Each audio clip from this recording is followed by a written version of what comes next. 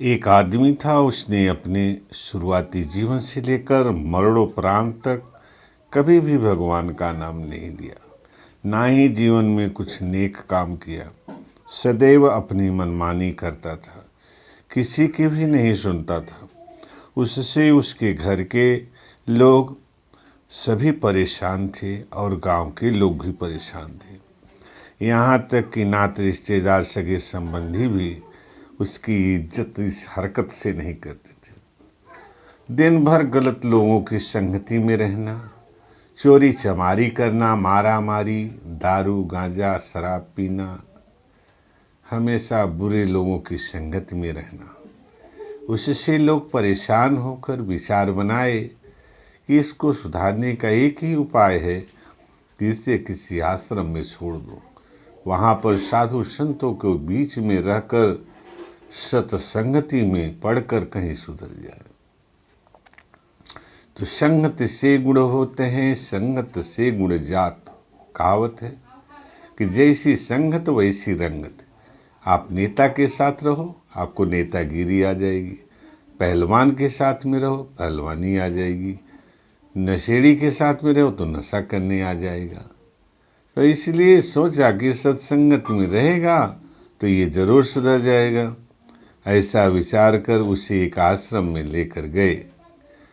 महात्मा जी से कहा, इसे आप अपने आश्रम में रख लीजिए, जो भी खर्च होगा हम देंगे, पर इसे नेक रास्ते पर आप लाइए।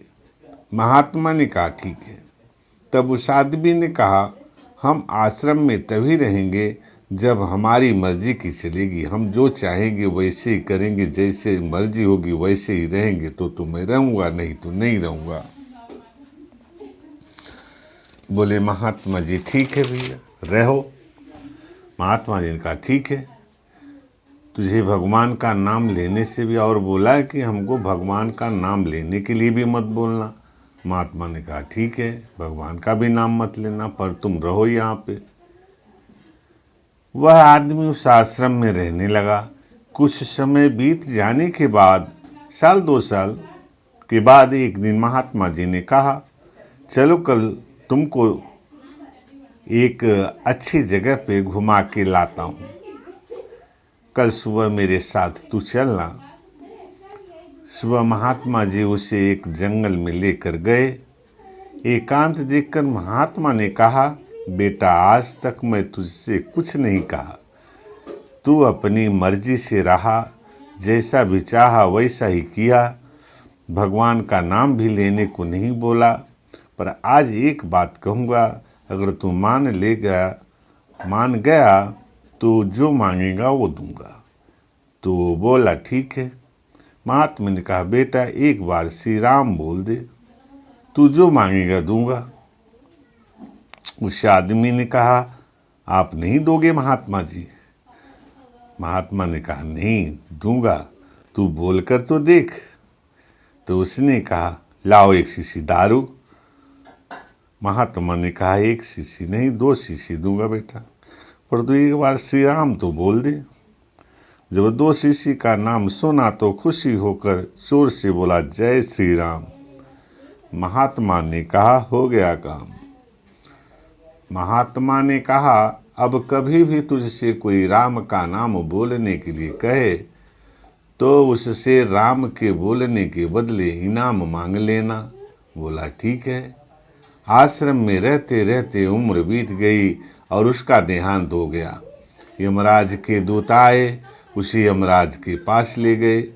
यमराज के दूत ने यमराज से कहा, यह आदमी अपने जीवन में सदा पाप ही किया है, कभी भी भला काम नहीं किया, ना दान दिया, ना यज्ञ किया, ना पूजा पाठ किया, ना मंदिर गया, पर एक बार श्री राम का नाम लिया है और उसके बदले यह इनाम मांग रहा है, सो दे दीजिए। यमराज ने कहा, ये तो मैं नहीं दे सकता, ब्रह्मा जी दे सकते हैं। यमराज के दूत और यमराज उसको लेकर ब्रह्मा जी के पास गए, सारी बात बताई। ब्रह्मा ने कहा, इसका इनाम तो मैं भी नहीं दे सकता, इसका फैसला शंकर जी ही कर सकते हैं। जो हमेशा राम नाम सुमिरन करते हैं और जो हमेशा राम का ही नाम लेते हैं वही दे सकते हैं। यमराज के दूत यमराज शंकर जी के पास गए, उस आदमी के विषय में सारी बात बताई कि यह मनुष्य अपने जीवन में पाप ही किया है, सिर्फ एक बार राम का नाम लिया है, उसके बदले यह इनाम मांगता है, सो आप दे दीजिए। शंकर जी बोले, मैं नहीं दे सकता, इसका इनाम श्री राम ही दे सकते हैं जिसका कि यह नाम ले रहा है। फिर सब लोग मिलकर ब्रह्मा, शंकर जी, यमराज के दूत प्रभु राम के पास गए, सारी बात बताई। तब राम जी ने कहा, अब यह हमारे पास आया है तो इसे हमारे पास ही छोड़ दो और आप लोग अपना अपना स्थान ग्रहण कीजिए, अपने अपने लोक को जाइए। इसका इनाम यही है कि अब यह पापी हमारे पास ही रहेगा। इसने अपने जीवन में कम से कम एक बार राम का नाम तो लिया है, इसके लिए यह सदा सदा के लिए स्वर्ग में ही रहेगा। ऐसे हैं हमारे प्रभु श्री राम और सद्गुरु शंकर जी, जो पापियों को भी पाप से मुक्ति दे देते।